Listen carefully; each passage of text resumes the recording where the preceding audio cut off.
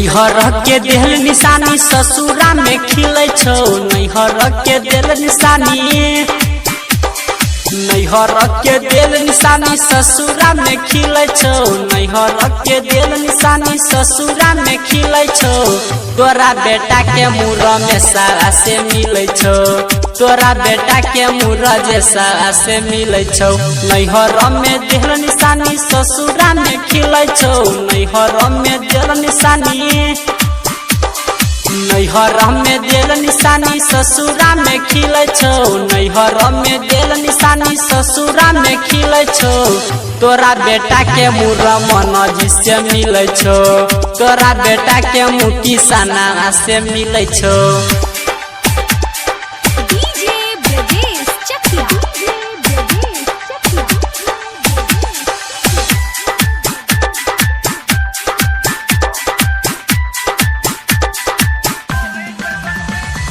नहिरा में छलही तैयारे यार केलही ससुरा बेजा के भतार वाला भेलही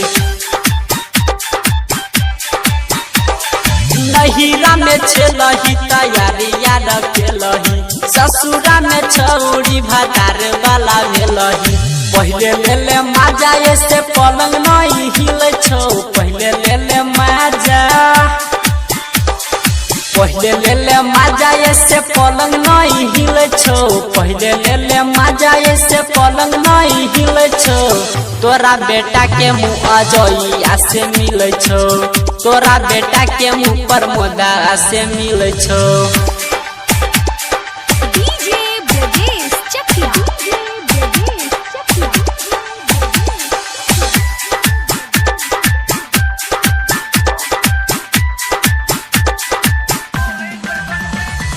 शादी से पहले मामला कोइले रही सेट गे रोज बसवारी में करे रही भेट गे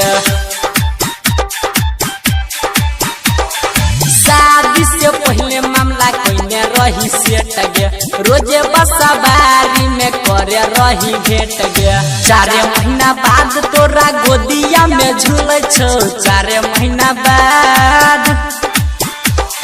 4 महीना बाद तोरा गोदिया में झूलै छौ 4 महीना बाद तोरा गोदिया में झूलै छौ तोरा बेटा के मुँह अंकुशा से मिलै छौ तोरा बेटा के मुँह मनीषा से मिलै छौ।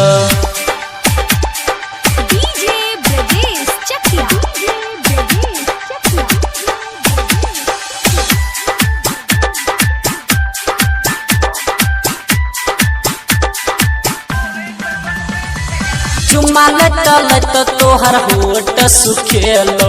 अब तक बोला ना किया नहीं बुझेलो चुम्मा लेत तोहर होठ सुखेलो अब तक बोला ना किया बुझेलो रमन जी यादव कहो सब गुण मिलै छौ रमन जी यादव कहो सब गुण मिलै छौ रमन जी यादव कहो सब गुण मिलै छौ तोरा बेटा के मुँह सुमना से मिलै छौ तोरा बेटा के मुँह नरेशा